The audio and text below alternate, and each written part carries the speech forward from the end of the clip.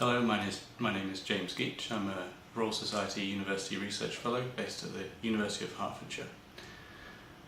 My job is to study the formation and evolution of galaxies, and the purpose of the book Galaxy is to try and convey some of the most recent exciting research in this field. So when you look up on a clear dark night, you may notice a bright band of stars above you, stretching from horizon to horizon.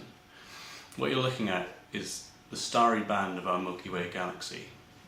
We as observers are embedded within a disk of stars and gas and dust that we call the Milky Way. We're located about 2/3 of the distance from the centre of this disk, and by staring out into space we see the stars around us, we see nebulae full of gas and dust where new stars form, and the galaxy is really our cosmic habitat. It's where we live in the cosmos.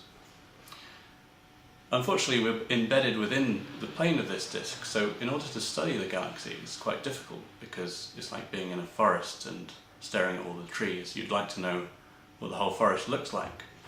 So to do this, we have to peer outside our own galaxy. We have to look into extragalactic space.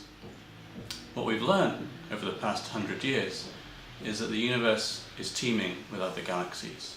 We think there are about 200 to 500 billion galaxies in the universe, and they've been forming and evolving over the course of the history of the universe, which is of an age about 14 billion years old. My job is to look at those galaxies and to try and understand where they came from and how they've changed over time. Now, it turns out that the universe is so vast that it takes light an appreciable amount of time to traverse the great distances between distant galaxies and ourselves. And so what we actually see when we look out into space is we're looking back into time.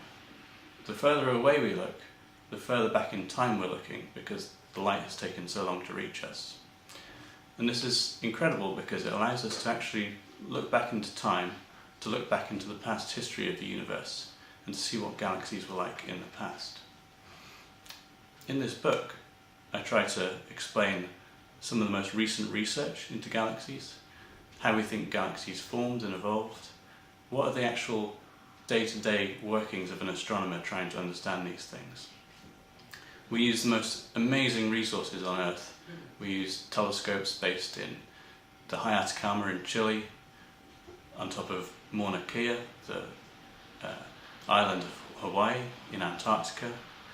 Our goal is to assemble instrumentation that can collect the faint rain of light that's coming to us from our own galaxy and beyond our galaxy. The signal is so small that it takes incredibly powerful and very sensitive instrumentation to detect. We can also put telescopes into space, above our atmosphere, which tends to block out and blur the light from distant galaxies. And our goal is one and the same. We're trying to collect information. Why do we want to know about distant galaxies? Well, we'd like to know, how did our place in the universe come to form? All of the material in this room, myself, the camera, the iron in my blood, formed within stars. The universe once contained almost a primordial mixture, mainly of hydrogen and a few trace elements. And from this mixture, galaxies formed. Our job is to try and understand how the gas that formed shortly after the Big Bang flowed into galaxies, formed stars, and within these stars, how did it produce the elements that now give rise to the material world around us.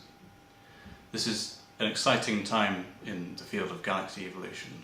We understand more now than we ever have in the past, and our knowledge is increasing at an exponential rate as we gear up for new experiments that will be able to measure the signatures of the very first galaxies in the universe, the moment the first stars switched on.